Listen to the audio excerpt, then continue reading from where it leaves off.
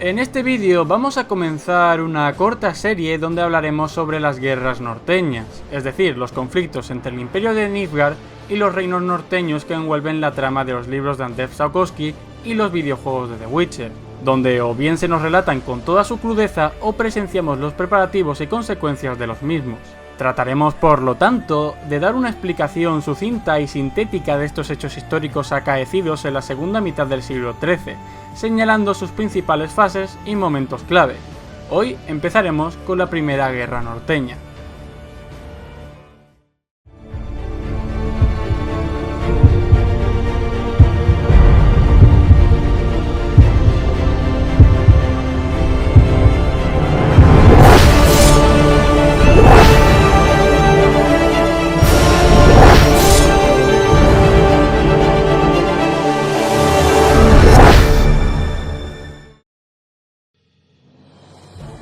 Antes de abordar la Primera Guerra Norteña como tal, es fundamental conocer los orígenes expansionistas del Imperio de Nilfgaard hacia el norte ya a principios de siglo. Desde más o menos el 1237 hasta el 1257, Nilfgaard estaba controlado por el Usurpador, una figura que sufrió la Damantio Memoriae por haber derrocado al padre de Emrysbar Emreis y haberse hecho con el trono. Este usurpador inició una política de expansión hacia el norte, engullendo desde 1239 hasta su derrocamiento en el 1257 a los reinos de Erin, Metina, Nazaer y Maegh. Al recuperar el trono el emperador Emir, continuó la política del usurpador y desataría la Primera Guerra Norteña por el año 1263. Recordemos que algunas fechas en los libros no están claras del todo e incluso se contradicen. Aún así, podríamos decir que la Primera Guerra Norteña tiene lugar en el 1263. Es por aquel entonces que los estandartes oscuros con el gran sol se enfilan hacia Cintra, cruzando la cadena montañosa de Amel para penetrar inmediatamente en los bosques de Erlenwald, donde curiosamente el mismo Emir había salvado al anterior rey de Cintra. Sin embargo, el ahora emperador no tenía intenciones benignas hacia su reino. Siendo conscientes de ello, la reina de Cintra, Calanthe, y su esposo Eist reunieron un ejército con el fin de parar la inminente invasión nilfgaardiana. Ambos ejércitos chocaron en el valle del río Marnardal. La batalla fue larga y los de Cintra se defendieron con valentía, pero nada podían hacer salvo perecer con honor contra los negros, que, si bien no conocemos la cifra exacta, les superaban ampliamente en número y les sobrepasaron con facilidad. Algo que no es de extrañar conociendo la cantidad de efectivos que aportaron a distintas batallas y campañas en los libros, donde se llegaron a agrupar en grupos de ejércitos, lo que por cierto es un anacronismo por parte de Sapkowski. El resultado de la batalla selló el destino de Cintra. Eist murió en la batalla y la Calanthe, la leona de Cintra, fue gravemente herida por las picas nilfgaardianas al cubrir la retirada hacia la capital. El camino estaba despejado para el ejército de Nilfgaard. Sin apenas poder ofrecer una resistencia en condiciones, la capital fue asaltada por Nilfgaard, dándose lugar la masacre de Cintra que duró 4 días.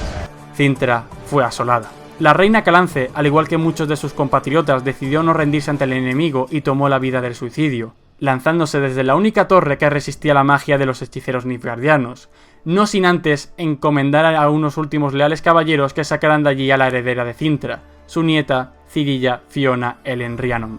Esta fue salvada del infierno cintriano no por sus propios caballeros, que perecieron en el intento, sino por el caballero de Nilfgaard Cahir Mair Dyrfing Aeb Thelaeth, perdón por la pronunciación. Esto supuso un fracaso en principio de uno de los principales objetivos estratégicos del emperador Emir. Sea como fuere, el orgulloso reino de Cintra caía ante el gran sol. Tras todo esto, la situación para los reinos norteños era precaria. Paradójicamente, de la caída de Cintra, habían obtenido un poco de tiempo para organizar un ejército con el que plantar cara al hasta ahora invicto ejército de Emir, lo que era una ventaja vital, aunque no consiguieron pararlo en Soden inicialmente. El Alto Soden, la zona sur del reino de Soden, fue arrasado sin piedad, golpeado por los peores rigores de la guerra, y en la primera batalla de Soden los norteños sufrieron una derrota. A pesar de ello, de ir de derrota en derrota, a los norteños les sonrió la fortuna. Tuvo lugar la segunda batalla de Soden, o batalla del monte de Soden, todo un hito en la historia norteña. La composición de las fuerzas de esta lid consistió en unas 100.000 tropas en total y se sabe que dejó 30.000 muertos en el campo de batalla. No conocemos mucho más de la misma, salvo que de entre estos muertos hubo 13 personas que serían fundamentales para decantar la balanza al lado del bando norteño y no serían olvidados. Estas personas pertenecieron al grupo de 22 hechiceros norteños que combatieron en el monte y lograron detener al imparable ejército de Nilfgaard. Procedemos a enumerar a los supervivientes: Triss Merigold, Flipa Eilhart, Vilgefortz, Artaud Terranova, Ferkart, Sabrina Gleiser, Yennefer, Radcliffe y Francesca Findabair. Por otro lado tenemos a los 13 héroes del Monte de Soden, si bien popularmente se les conoce como 14, ya que se dio por muerta a Triss Merigold, Gorzad, Alex Rabi, Altan Kerk, Vaniel de Bruch, Dragobert de Bowl, Ladbor de Muribel, Lita Neid, conocida como Coral, Joel Grethen y otros 5 magos cuyo nombre no se nos menciona. La batalla fue un desastre para los del Gran Sol y una vergüenza para el mariscal de campo nilfgaardiano Meno Coerhorn. Y amén de los grandes olvidados de la historia, esos campesinos, ganaderos, burgueses, jinetes libres, caballeros pobres, mercenarios, soldados, todos que engrosaron la fría estadística de 30.000 muertos. Ni los propios hechiceros supervivientes se salvaron de las consecuencias de la guerra.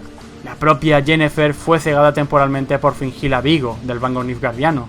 Y Triss Merigold sufrió unas quemaduras en el pecho que impedirían que volviera a usar un escote con confianza, al menos en los libros. Para finalizar, no olvidaremos tampoco las consecuencias geopolíticas de la guerra a grandes rasgos.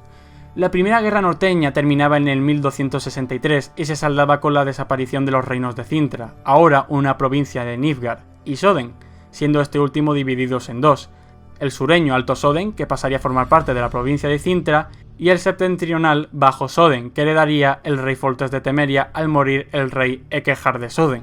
Cabe mencionar el establecimiento de colonos nilfgaardianos en las zonas conquistadas, colonos que aplicaron las superiores técnicas de cultivo de Nilfgaard para sacarle un mayor rendimiento a la tierra.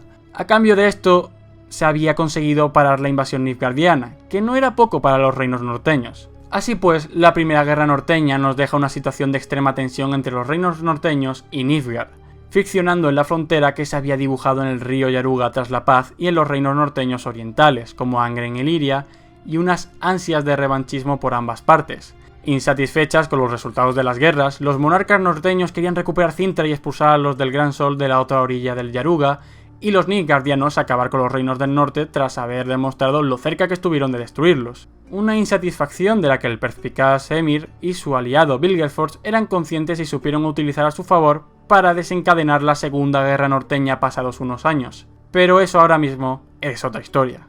Yo, Ariel, de Universo de Witcher, me despido. Un saludo y hasta la próxima.